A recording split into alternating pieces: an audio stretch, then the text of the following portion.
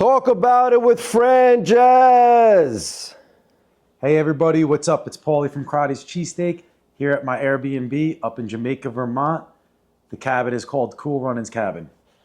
My man, thank you very much for opening up this space for this podcast. Nah, no problem at all, man. When I thought of the idea, I was like, this, with the layout of the living room and the ceilings and everything, I was like, this would be a sick spot to do a podcast about Airbnbs. Absolutely. What do you guys think of the backsplash? This is the big living room, fireplace behind us. Drop a comment. Let me know what you think about it. So let's jump straight into this property. Cool Runnings Cabin. Where'd the name come from? So the name came from one of my partners. We had a group chat and we were just throwing names out there because when you first sign up for Airbnb, you have to name your cabin. So because we're located in Jamaica, Vermont, which is about 10 minutes from Stratton Mountain, the name came in. One of my partners came up with the name Cool Runnings Cabin. And, I don't know if any of you familiar. Are you familiar with the movie Cool Runnings? No. So basically it's a movie where John Candy coaches a Jamaican bobsledding team and then leads them to victory. Oh, so nice. Jamaica, Vermont, snow. So that's kind of how we got the name of Cool Runnings Cabin. That's genius. I love it. So bring us to the beginning of even thinking about coming here. Why this town? Is it called a town, a village, a city? So this is the town of Jamaica. Okay. The closest, the town where Stratton is Whitehall, which is right up the road. So basically, I had stayed in Airbnbs in Jamaica years ago. I've been coming up to Stratton my whole life. So stumbled upon this place. I was probably 19 years old. Snagged a good midweek deal for the mountain. Was with one of my buddies. We always like to explore and try different ski resorts. And that's how we found Stratton. A deal got us in. It was $140, you get a night and 2-day lift tickets. So we drove up at 6 a.m., snowboarded. We got here around 9:30 because it's about 3.5 hours from Westchester, New York. And then we ended up snowboarding all day, and we were like, oh, this mountain is unreal. Nice. Stayed the night, snowboarded again the next day, drove back home. And after that, we were hooked on this mountain. So, from that time, which was probably about 16, 17 years ago, I've probably brought up about, you're probably the 60th person that came up that I brought up to this area. Wow. In those years. And, it started with me just renting properties. I would rent, there was a great deal that they would do where they would offer discounted lodging right at the ski mountain if you booked it in September. But there was all these restrictions, and if you held the days and didn't book something, you would get screwed over and not be able to get the days that you wanted. So I kind of tweaked it out. So there was a blackout period of February. Now February up here is peak season, typically because the mountains are 100% open by February. Okay. Because it's a slow buildup. They open in November. There might be 6 trails open, as they make snow and they get snowstorms. By mid-January, if it's a good season, you'll have the whole mountain open in the beginning of January to mid-January. So February, they block it off. So I just started booking this deal, and you'd get 5 nights. And what I would do is I'd book the last weekend in January, the first weekend in March, right around the blackout period. So I would guarantee those good conditions. Nice. And I would just take 2 different groups up every single time. Wow. So every year for years. And they stopped doing the deal probably about 5 years ago. Yeah. So I didn't really come up here as much, because I'm you go stay at the mountain. It could be a little bit pricey.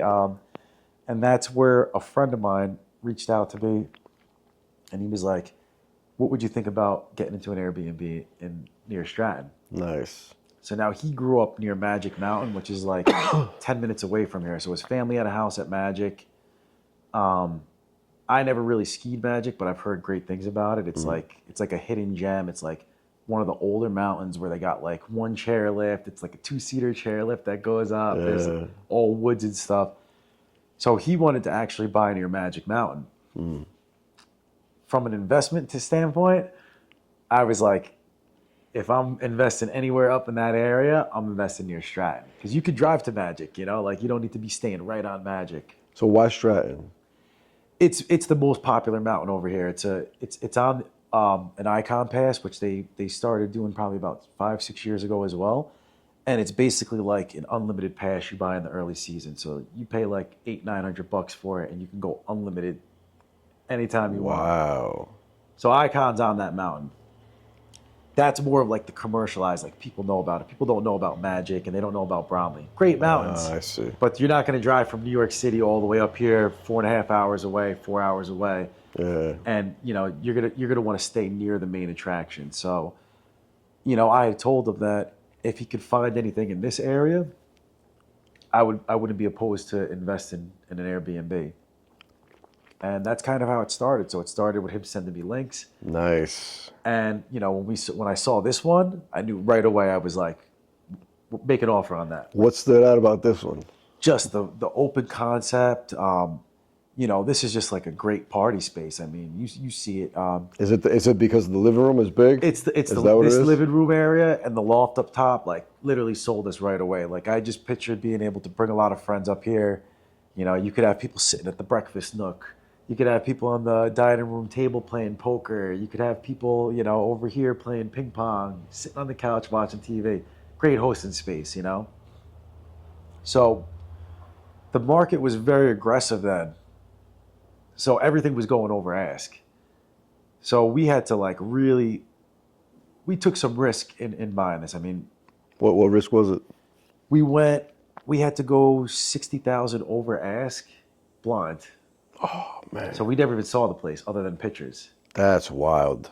Yeah. So we made an offer, 60K over ask. With no inspection or No anything. inspections, no contingencies. If we didn't get the mortgage, we had to pay cash for the house. Wow. We waived all contingencies. There was there were 60 offers, I believe, on this property.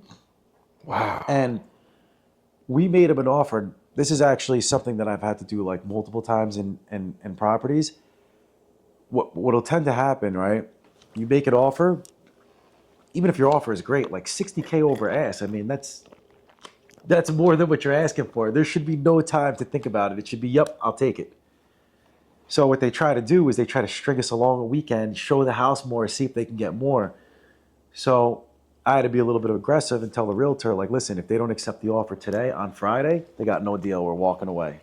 They want to be greedy and try to get another weekend. They better pray somebody's willing to give them more than 60 and waive all the contingencies, Yeah.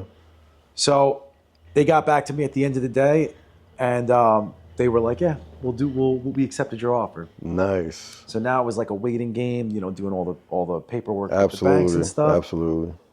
But keep in mind, we never saw the place. Oh, we that's wild. We didn't know what street it was on. Like we didn't know What condition it was in, right? from the photos could have been old.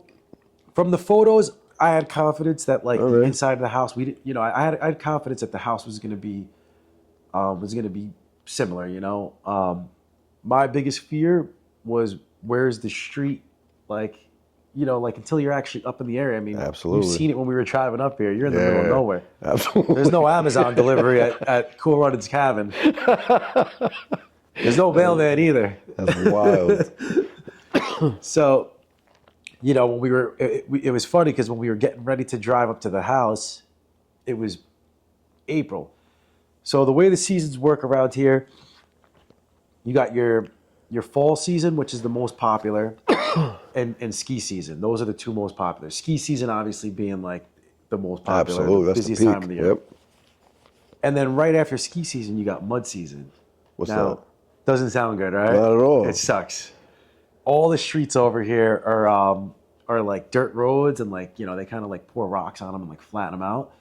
So when you get to April and the weather starts to break, all the snow melts and just runs down most of these streets are uphill, so all the water runs right down. And as cars drive up them, they start getting really, really mangled up.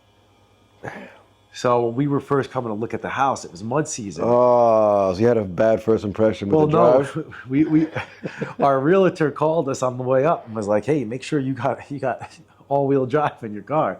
And I'm like, "All-wheel drive?" I'm like, I'm like thinking, I looked at the area on the map, And I didn't realize like mud season, like, you know, you're getting up the hill and you're like turning the wheel and like, Wow. you know, but it's not, sometimes it's usually a short period of time. It's usually a couple weeks. Like once all the snow melts and it dries up, it's good. But it wasn't as bad as she made it sound. All right. But, you know, that was the first. So we're like, oh, man, we're like, where the hell is this house? You know, we just bought the house blind. We're like, is this thing going to be like on a road where like it never gets plowed and like our guests aren't going to be able to get to the mountain when they need to get to the mountain? You know, you can't go skiing in a snowstorm if you can't get there. Yeah. So what happened? You got here and... So we got here, we got up the road. It was no problem. And then when we walked into the house, excitement right away. Nice. You know, because you come in from the outside of the house, it doesn't look like anything special, you know? Like, just looks like a regular house. Yep. And the second you walk in the door and you come up the stairs to the living room, you're just like, whoa. Yeah. You know, like this What was your first impression on the church windows? I hated this thing, guys. You know, it's funny because it's funny because even in my house, home, my first property, we had this maple tree, Japanese maple tree, beautiful tree. Hated the fucking thing. Hated it because, you know, we came in the winter time and it was like, you know, there was nothing on it and it was like right in the middle of my yard. So it was like this big yard and it's like this tree just block. I'm like, I can't throw a football around here and do anything. I'm like, I got this freaking tree right in the middle of my yard, you know? Yeah. And my wife's like, no, it's a nice tree. And then once I saw it grow, I was like, oh, thank God I didn't cut that thing down, man. Those things are like, you know, big Japanese maple could be like $7,000, $8,000. Wow, I didn't even know that. So similar with the stained glass, I hated it. I was like, this reminds me of being in church, you know? Like, you know, I'm like, I don't know about this. And then, you know, every time we would take people up here, they'd be like, whoa, this glass is so cool over here, you know? And then like it kind of started growing on me when I'm sitting down and seeing the light coming in. I'm like, hey, you know what? It's not that bad. Yeah. But at first I was like, we're taking it out. Things grow on you. It is nice. It's a very different touch on like this cabin look, and then it's like a church feel. It's unique. It's very unique. So let's talk about the first steps. When you come here, you see it, you love it. What do you feel like you need to do before you start renting it out? All right, so the first thing, I mean, when we bought this house, most of the houses up here, when you buy them, they come fully furnished. Awesome. Very difficult here. I mean, just think about it. If Amazon doesn't deliver, imagine when you got to get a moving company to take all your shit out and take it somewhere else. Yeah. So a lot of people, when they sell their house, it comes with whatever's in it. Makes sense. So the first thing, you know, we bought it as fully furnished, so we had to come up and just make sure, like, what did it need, and we had to kind of do a walkthrough, and kind of make lists. Now the closest Walmart is 50 minutes away in Bennington. Okay. So a lot of trips to Walmart. I bet. You know, like. I bet.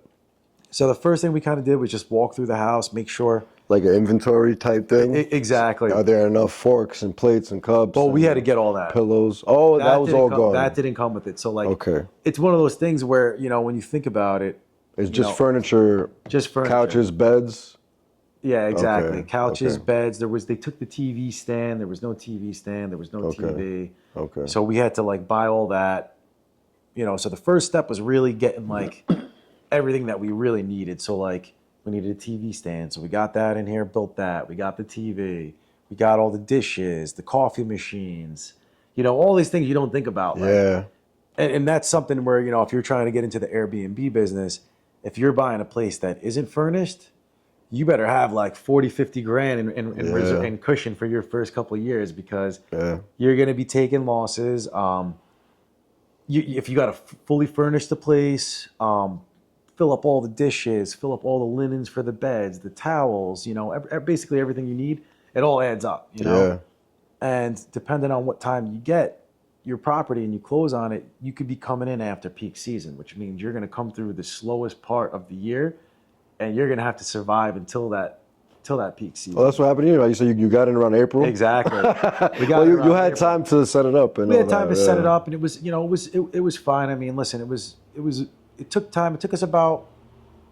We closed on like the end of April. We had this thing listed by June.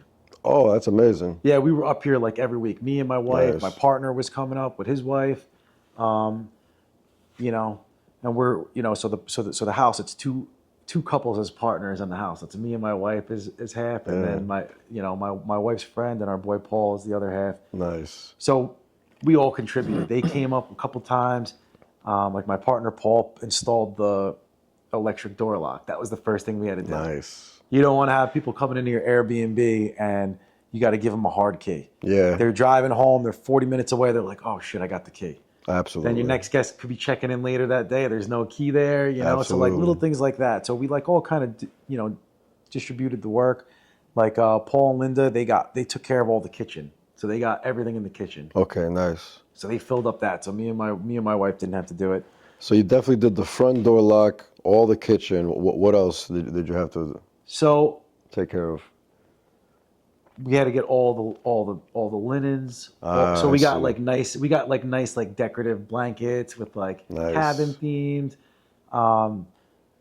Then we had to get like we brought the pool table. The ping pong table up. So my partner Paul actually, right after we closed on the house, probably about a month and a half, he ended up transferring jobs down to Florida. So he ended up buying in Florida. So he originally lived in Connecticut. Oh man, he was closer than you. He was closer than me, yeah. So now he's further. He's only been to the house one time. No way. No, twice, yeah, in 3 years. Oh, that's wild. But he's living the good Florida life on the golf course every day. He's loving it down there. I try to get him up. I try to get him up from time to time. But getting up here to Vermont from Florida, bit of a challenge. Airports, there's not a lot of airports. Like this is a place where you got to drive. Really? What's the closest one? Do you know? So I believe the closest one it's somewhere in Mass. Okay. I know it's about an hour and a half from here. Not too bad. So you would have to fly in there, rent a car, drive here. So it's a bit of a travel coming from car is the easiest, obviously, Absolutely. So what else do you think? So we set up. So first, I want to ask about the linens too. How many do you have to keep in stock per bed?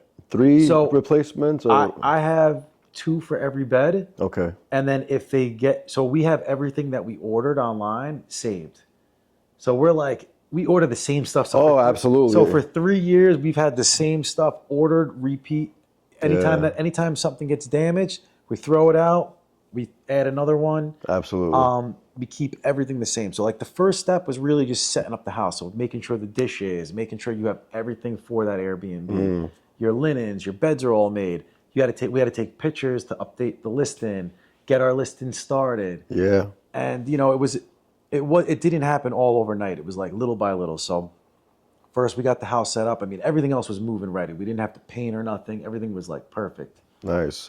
Did you hire a management company or do you do it all yourself? No, so I manage this property all myself. It's something that I actually enjoy a lot. I mean, I love managing properties. And the Airbnb is fun. There's a lot to it. Yeah. It's like running a hotel kind of, Yeah, it is. And that's the way. And like you want good reviews. You want people to be, feel welcome. You want them to walk in. The place needs to be crystal clean.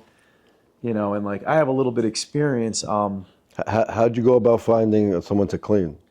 So I was just going into like I have a little bit of experience cleaning houses. My sister owns a cleaning business up in New Paltz, right? Nice. And during COVID, when I left my job at Michael's, and I was getting ready to open up Milk and Cookies with my partners, the owners. They brought me on as a partner, and COVID hit. So I quit my job. I didn't have a job, and then I'm like bored out of my mind. I was like losing my mind. So I would go up to my sister's house, and I was going to help her like try to expand her business. Nice. So I knew a little bit about the cleaning business. And my sister's like OCD, like nice. So I went and would help her clean houses. Spend some time up there, stay for a couple days, chill with my family, my nephew and stuff. So I learned like the cleaning house procedure, nice. Like create like no hair anywhere in the bathroom, absolutely. Like no streaks, like perfect, Yeah. So I kind of knew like how this property would be cleaned. So when we came up here, we reached out to the original owners to see if they had a caretaker. That was the first step. Most of the houses up here will have a caretaker. We don't really use him. He's one of our neighbors. His father lives right around the corner over here, Nick, and great dude. But we don't really need him as like a caretaker because we come up to the house very often. I'll pop out here. I'll check up on everything. Yeah. If I'm not up here for a little while, then I'll have him come by, do a house check. But most of that stuff I do. So first thing we did was find him. Okay. Had him come over to the house. We met him, talked to him a little bit, kind of like a little interview, just seeing about like, trying to get a feel for who he was, how reliable he's going to be. I mean, he does our snow removal. Nice. He does our lawn care. Nice. And he'll help me out with whatever I need. But, you need somebody very reliable with snow. Yeah. If you Absolutely. can't come up to my cabin, which will never happen, and you are not going to get out of your house. I text him when I have a guest. He knows when I have a guest here. Nice. If there's a snowstorm, my house gets taken care of 7 o'clock in the morning. Nice. Before they're even waking up, the driveway's plowed, ready to go. That's amazing to have. And he got me a couple times where I didn't even call him to tell him we were here. We were up here in a blizzard. It was like 4 feet of snow. Like my whole yard, waist high powder. Like going out to get snow wood, going out to get wood for the fireplace. Like walking in waist high powder.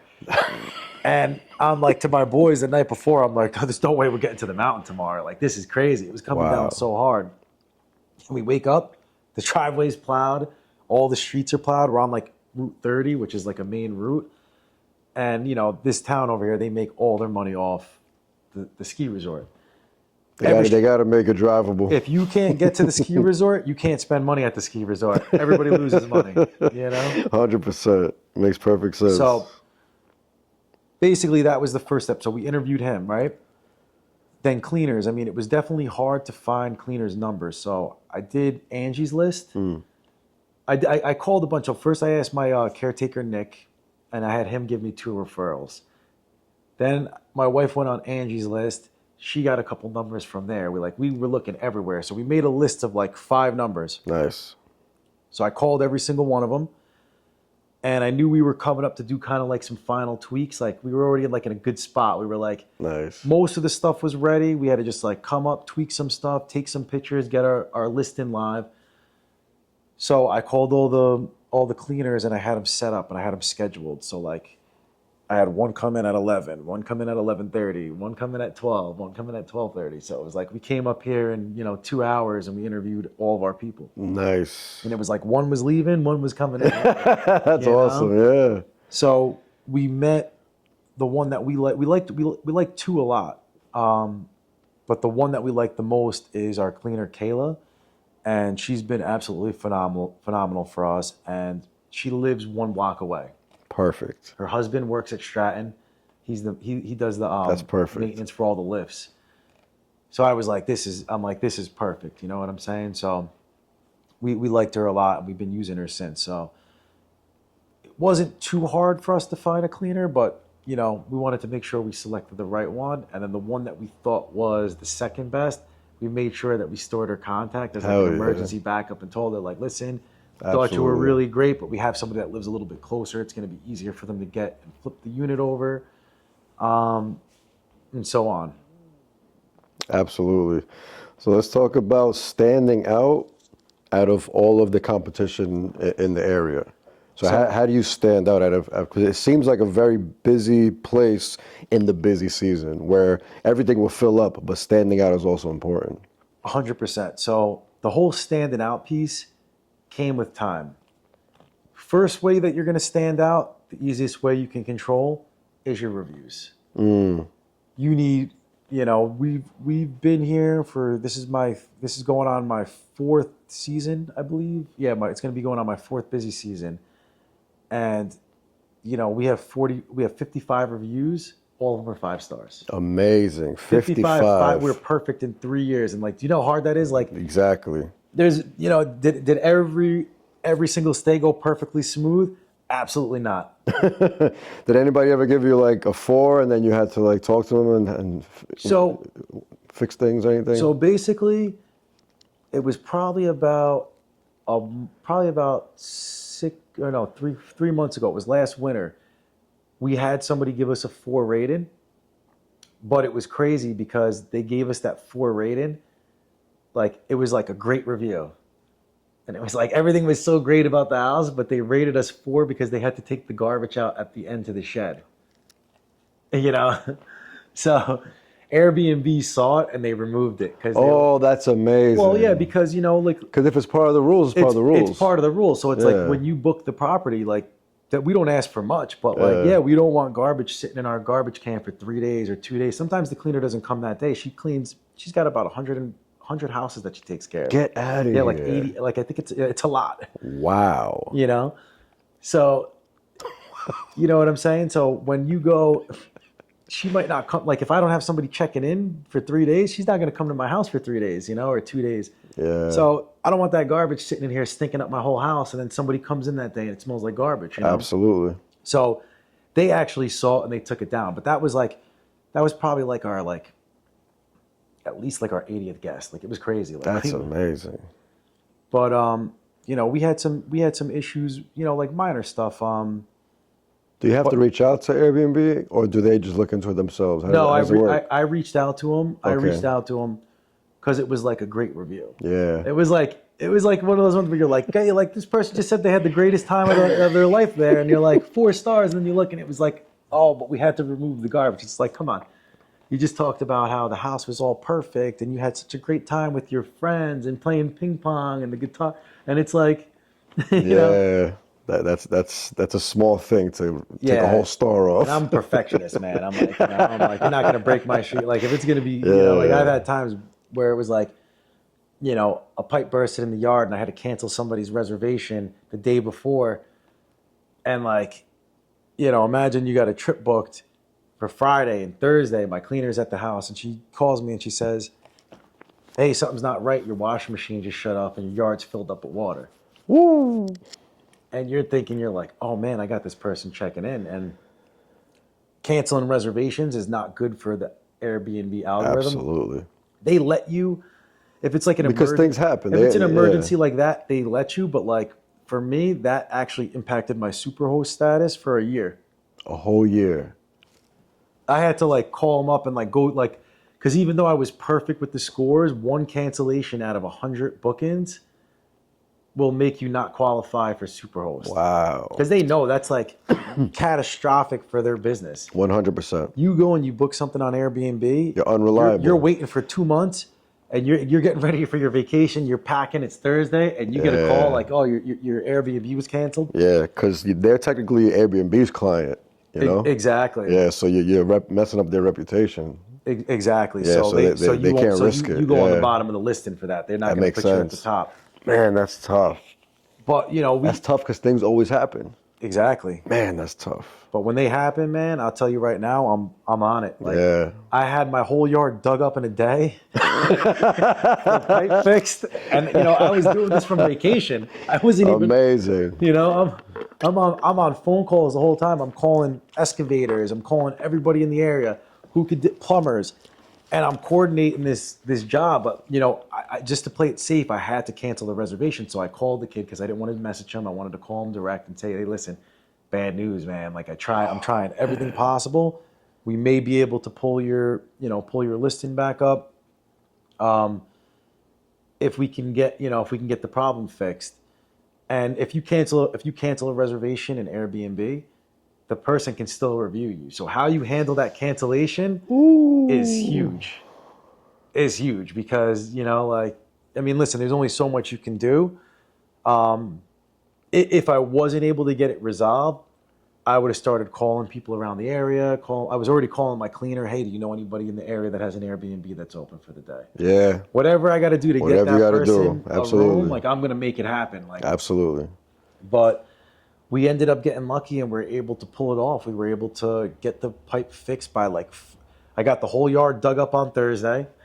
Nice. My cleaner's husband actually had a backhoe and it just needed one belt on it. Oh my God. So he drove to the store, got the belt, and then he's 1 block away. So then he drove it around the block up here, dug up the yard by himself, which was crazy. I felt so bad because the camera alerts from the front door, because like he'd have to go dig a little bit of hole. Go walk inside, turn the water on, go back outside, see if he could see where the leak was coming from. And he ended up finding it. So he found it that day. And I had a plumber scheduled for Friday morning. Came in. Once I knew the plumber was coming and I was going to be good, I called the guest and said, "Hey, great news. Your stay salon." And he was like super, super excited for it. He was like so happy, you know? That's incredible. So let's get back to standing out. and amenities, decor, and standing out. All right, so yeah, so the standing out, it's just the reviews, that personal touch you put, tweaking stuff out in the house little by little. So I mean, something very small that goes a long way. And this was my wife's idea. And like, if you read my reviews, you'll see at least 2 or 3 comments on that. Labeling of the kitchen. Every single kitchen drawer in this Airbnb is labeled. And, you know, everybody in here, everybody listening to this will know what I'm talking about. When you go to an Airbnb and the first time you're in the kitchen and you have to open up every single drawer to find out where the forks are, where the, you know, where the Absolutely. knives, where are the plates, where's this? You come into our kitchen, everything is labeled. Everything is very organized. So like where our ping pong stuff is, like nobody really needs to call us to ask us questions. Like, this is the cabinet with all the ping pong gear. On the ping pong, you pull the cover over. It's got all the instructions, what to do. Please roll it out to this part of the living room. Oh, Put the mats nice. underneath the floor so you don't scratch the wood, like you see somebody scratch the wood, you know? Oh. So it's just like crystal clear instructions, and like standing out would be all the little tweaks that you put. So like, for example, the bathroom, the shower. We don't have a hot tub here. When you go to a ski resort, you're skiing all day, you want a fireplace and a hot tub. At least one of the others. Fireplace is probably, those are the 2 biggest amenities. So we don't have a hot tub yet. We probably will at some point, but we want to make that shower as nice as possible. So we've been buying the same soap from day one. We buy like a nice lavender body wash. We buy a nice like tea tree mint shampoo and conditioner. I got to experience it last night. Incredible. I had the minty fresh scalp. I slept like a baby. It's like you're in, you know, it's like, it's very relaxing, and like you get out of it and you're like, all right, this is nice after a long day of skiing or a long day of hiking in the summertime. You come out, you shower, you sit up near the fireplace, and you're like relaxed, you know? Yeah. The bathroom seems brand new. You did it, or that was before you got here? That was before we got here, so everything was on. Yeah, the bathrooms are very nice in Brand this new, house. beautiful, very nice bathrooms. You know, it's like I don't even know which bathroom I like better, the master, like in my room, or the new one. I'm like, seriously, I'm like, I like them. Yeah, You know? absolutely. So, you know, those were like the first touches that we did to stand out. And then like as time went on, I mean, I travel a lot, my wife travels a lot. That's why we're big with Airbnbs. Like we go all the time. Yeah. So we know what we expect. Absolutely. So the reason why I got that, like that mindset with the showers and stuff like that, is because I stayed at an Airbnb once in Jersey Shore, and I paid for it. I took my family up. It was like a Father's Day gift for everybody, and like kind of like a little family vacation. We don't really get away a lot, like as a family. We're like big, so like everybody's kind of scattered. You know, it's like hard to get everybody in one spot. And I remember getting in the shower the first day to go shower after being on the beach all day. And I like jump in the shower, turn it on, like wash myself off with water. I go look around. I'm like, where's the soap? There's no fucking soap in the bathroom. There's no shampoo. way. There's no soap. There's nothing. I'm pissed, man. I'm like, what the hell kind of place is this? I'm like, at least like put a sign out before you get in. Like, so now I'm in the bathroom. I'm like screaming down. It's like 3 floors, you know, I'm like screaming down. I'm like, hey, you know, I got to get out, get everything soaked, go find shampoo and shit. And I'm just like, you know, that's one of those things where it's an Airbnb. You should have it. You should never go to a hotel room and have to bring your own shampoo. Yeah, you're supposed to like you're supposed to make it like a hotel, as close as possible to a hotel. Yeah, and you don't want to go, and like then I went at Airbnbs before where it's like I stay at them, and you go to wash your hair and it's like VO5 shampoo. It's like, dude, this is 99-cent shampoo. And this thing is like, you know, like it's the cheapest stuff you could possibly buy. Like, if you're here looking for 5 stars, how much can you use? I mean, you know, I buy a whole bottle. I buy the high grade stuff. It's like, might last me a month, you know, here. Like you put one in each bathroom, you know, like sometimes longer, you know, people aren't using it like crazy. So Absolutely. it's like that little bit goes a long way. Every detail matters. What do you think would be, besides the jacuzzi, what do you think would be another thing to stand out? You ever think about that? Something like out of the ordinary. Like literally at the top of my head, I just thought, since there's a lot of woods, you ever thought of having like a station in the backyard for like axe throwing? Something like that to stand out. That could be a liability though. So that's something. Yeah. If we had a little more property, like I would love to have like, even if I had like BB guns or something, and it's like a little target, a little shooting thing, like you go in the back. I think the biggest amenities that I'm going to be chasing after, number one is the hot tub. If, you know, we already have the fireplace. If we add that hot tub, the first places to book out in an area, in a ski town, are the ones that have two things: the hot tub and the fire pit. After that, the ones with just Makes one sense. of them get. You know what I'm saying? Because people got to Yeah. pick and choose. They're like, oh, do I want the hot tub? Well, I only go in the hot tub for 20 minutes. Would I rather be sitting at the fireplace all night? You know. Yeah. So, but those, that would guarantee our bookings. And then after that, I mean, the number one, like an Airbnb is cool where it helps you with that. Like it'll show you like the top amenities. Okay.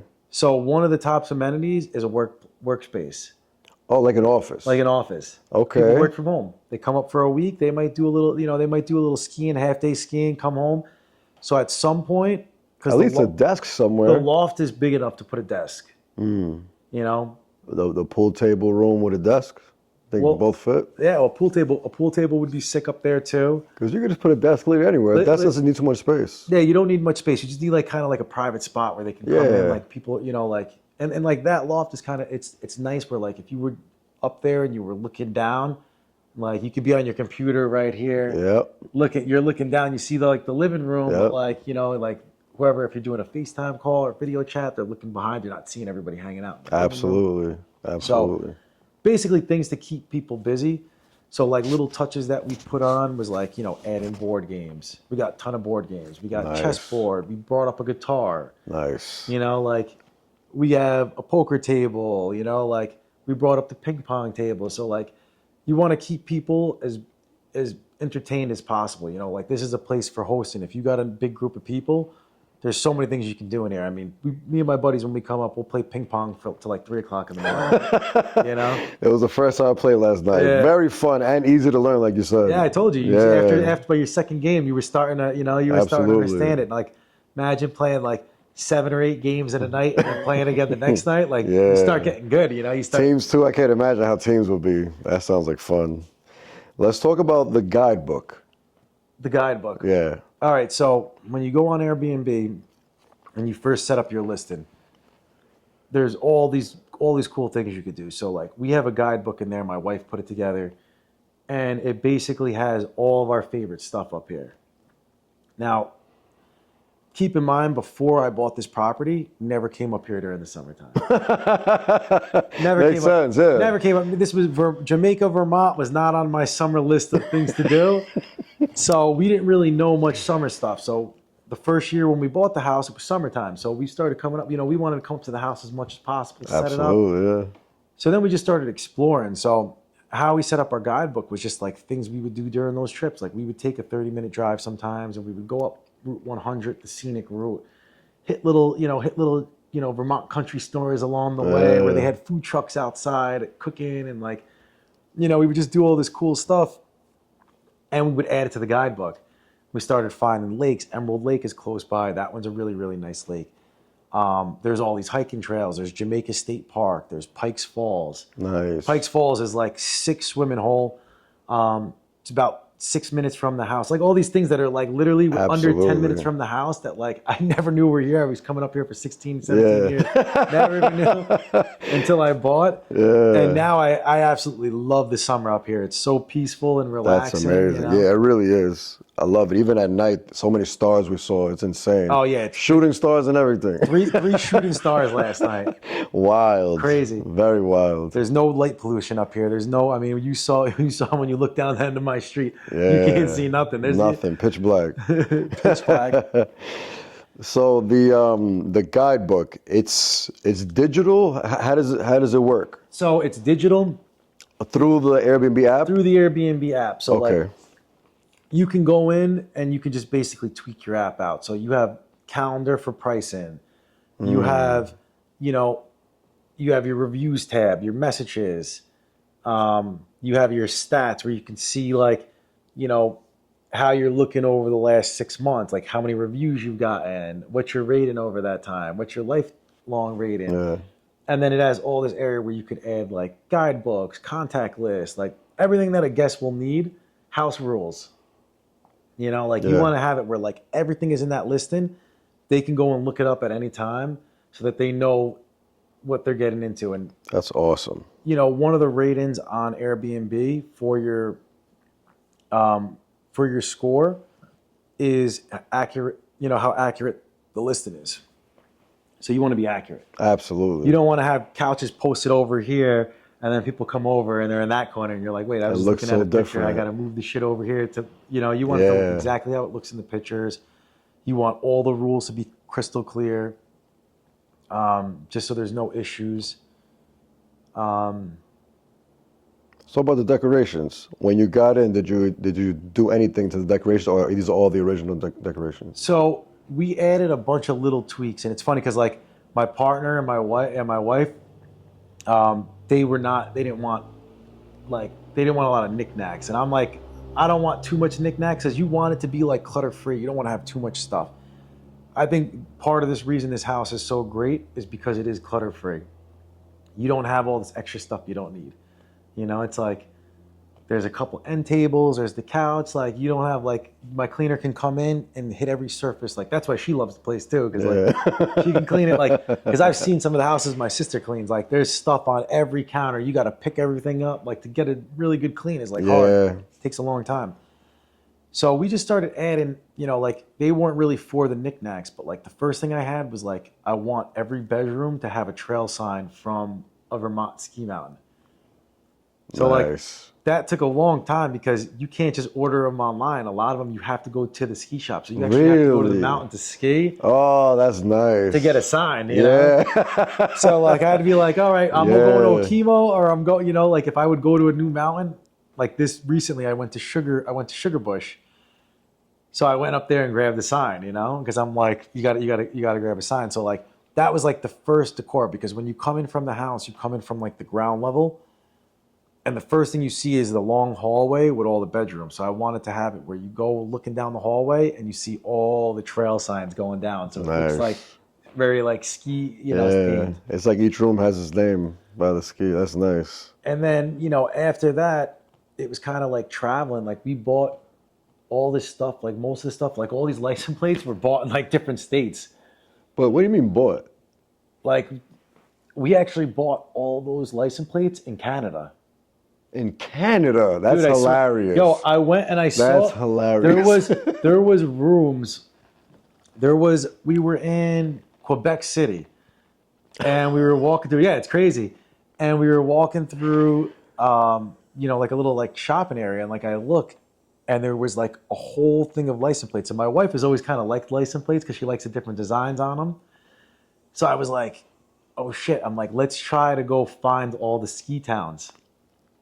You know? So we're looking through like hundreds of them. And I think I got Wyoming. That was my first mountain that I ever went to, was Jackson Hole. My first like mountain out west. Nice. You know, you got Idaho. There's Sun Valley, Idaho. Colorado has everything. We found the Vermont one, which was like perfect. That's amazing. You needed the Vermont one.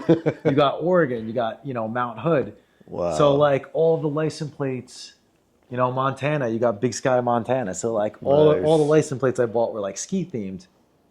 And, you know, just little by little, it just started getting more like personalized. And like, I watched the clutter. Like all the paintings that you see in here are my mom. Most of them are my mom. That's like, amazing. All the watercolor and the acrylics like in the bathroom, those are paintings that my mom did. She had a bunch of extra. Amazing. One of my paintings is downstairs. Nice. You know, over here, that's a puzzle that we built from my trip from Jackson Hole. That was the first time that I went to Wyoming. What's that picture there on the left? That's the Tetons. The what? You're talking about in the middle over here? On the the picture? And on it, yeah. Oh, that's my boy Pete, who passed away a couple of years ago. Yeah. He was there on that trip or something. That's why his well, no. So his last weekend, you know, or the last time that I saw him was it was at this house. So like he had kind of like a week where it was just like fun and everything, you know. Man, that's sad. So he's always with us in the house, you know. That's nice. It's real personable. You got it here.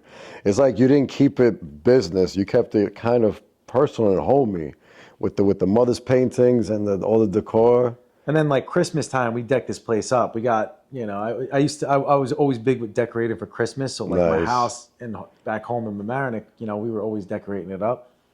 I used to work retail store, so like all the Christmas decorations would be coming in. So I'd see them when they first come in, I'd snag them. Nice. So like Christmas time, we got it all. We got nutcrackers, Santa's out on the other stairs. We got like advent calendars with ski. You have a tree? So We don't yet, but eventually I am gonna probably add a little tree up here. Since the ceilings are so high, you can put a really big tree in the living Yeah, room. I just hate fake trees, man. So it's like That's the most convenient thing to get do, a though. real one, you know, like I love that smell of the tree, you know. That's nice, but But one year it's for the clients. we might add a tree, but seems like everybody likes it, and like Christmas is a very big week, and we'll leave the Christmas stuff all throughout the winter, you know, because we don't go too much with it, you know. It's like more like like wintry, you know. Yeah, it makes sense. It's a winter type of decor. Anything else you think I left out? So in terms of like the little personalized touches, oh yeah, little things like things you don't think about. I got a big speaker if people want to listen to music. Nice. You know, the guitars. We order firewood. We provide a little bit of firewood for everybody. Nice. Not enough for the whole weekend, but enough where if you got up to the house, you don't have to run out. Like you got your first night, you can wait, settle in. You know, just like the little touches with the coffees. We always have sugar here.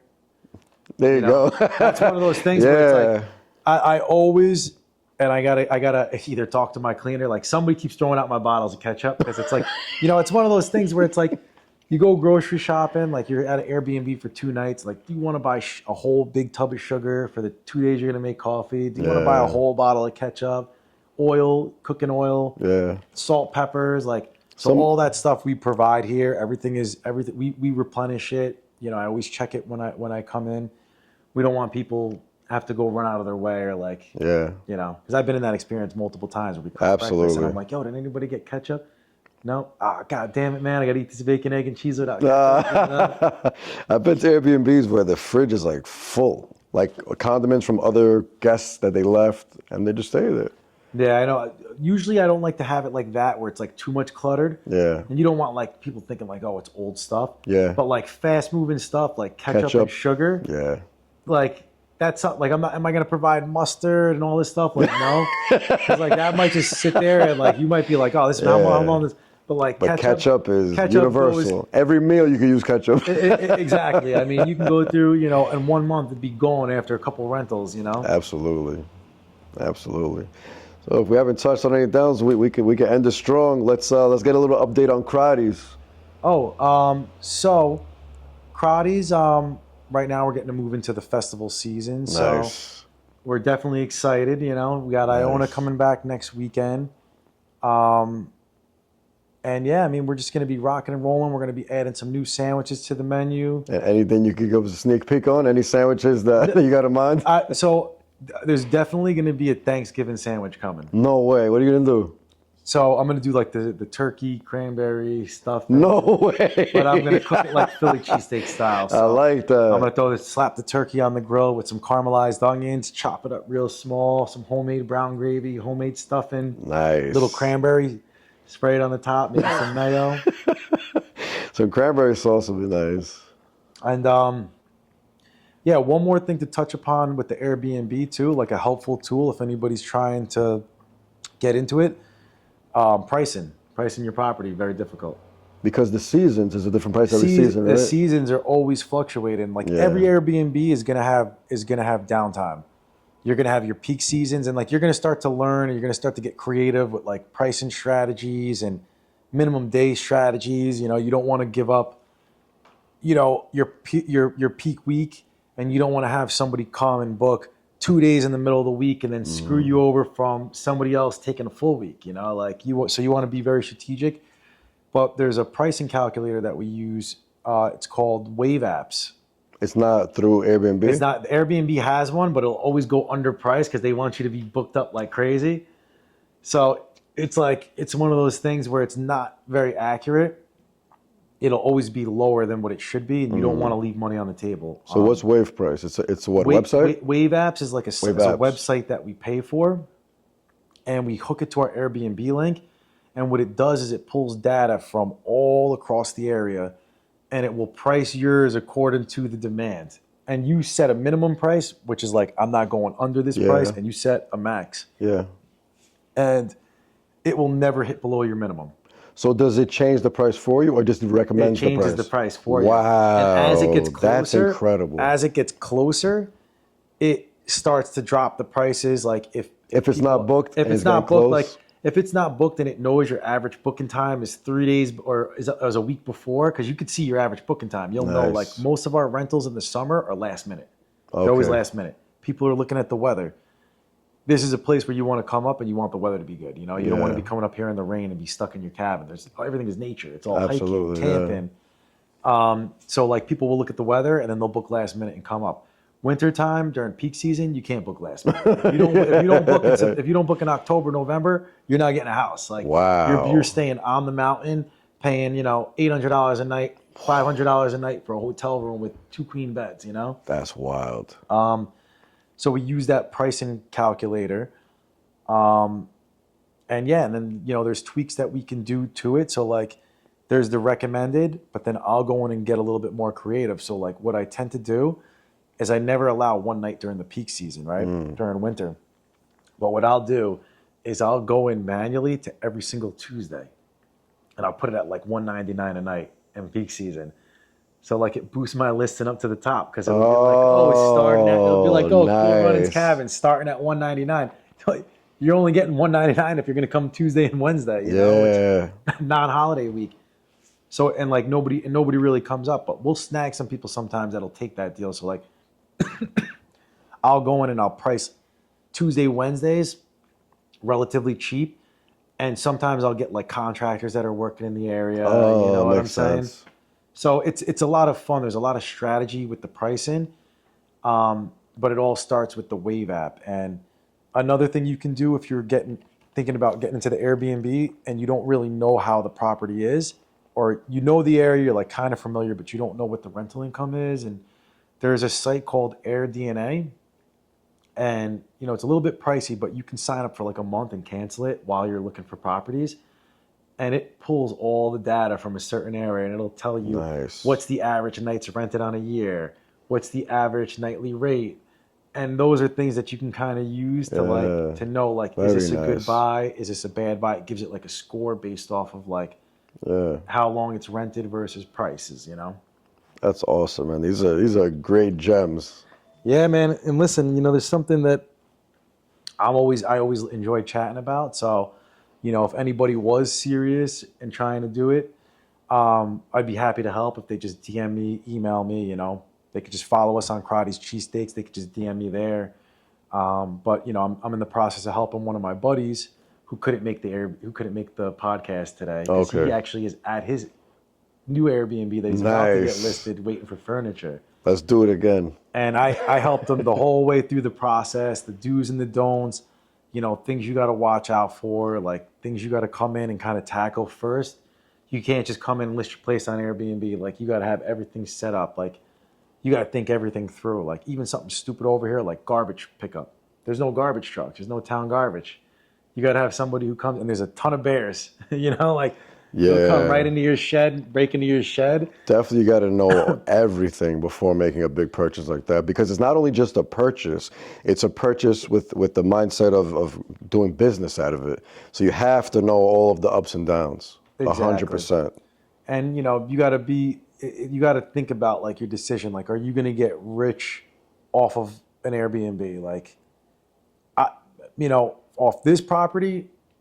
Not rich, but I think with this property, my goal, the value growth. My goal was more like a place where me, my partners can come up, visit, take friends, host people, rent it out, make some money, pay off the mortgage, turn a little bit of a profit here and there, throw that hot tub in one year, and just slowly build up. And we've been doing it from the beginning. I mean, first 2 years we took a lot of losses. It was like, we had to fix the chimney. We had to fix the water pipe, dig up the yard.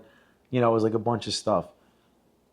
But we're seeing more repeat guests. So like every year our sales are growing. Amazing. So like maybe in 5 to 10 years, like if it's something that you think you're going to get into and you're going to make money right away, you better have a really, really solid plan, and you better be good with your numbers, crunching how much your monthly expenses are going to be. What are you going to need to break even? How big are those seasons? What's the average nightly rental, and that's where there's a lot of tools out there, like the AirDNA is one of them. There's a bunch of reports that you can find to look up areas to kind of see what other people do. And you could also always, if you don't want to manage it yourself, you could hire a management company. You can give them 10 to 20% of your total sales, though. Yeah. You know? Absolutely. It's a great place. You know, I'm a big foodie. We ate at a couple spots around here. Incredible food. Like the food is top notch. We had a pizzeria was incredible, Christos. Yep. And then the breakfast spot today was incredible. I had a Windhill steak, egg, and Market. cheese sandwich. Incredible. And there's a lot of places. Things typically here, though, Monday, Tuesday, Wednesday, there's not a lot of options. Most of the spots, unless it's the winter time during the Yeah. peak season, most of the spots over here will open Thursday and close Sunday. Nice. So there's a lot more spots. You know, we were only up here for a day. There's a lot more spots that we can go. But everything is like, you know, locally sourced. You know, Yeah. like you could tell it when you eat a piece of chicken Absolutely. up here. You eat a burger, or a piece of bacon, or an egg. It's quality. You know, little mom and pop coffee shops. Amazing coffee. Absolutely. You know. Well, thank you for hosting me. Thank you for using your Airbnb as our studio today. No problem, man. Thanks for coming up. I'm glad I got you up here. Man, it was A lot great. of fun. We'll be doing it again for I sure. would love to do it again. And thank you, everybody that watched. Peace and love. Thanks, everybody. Have a good day.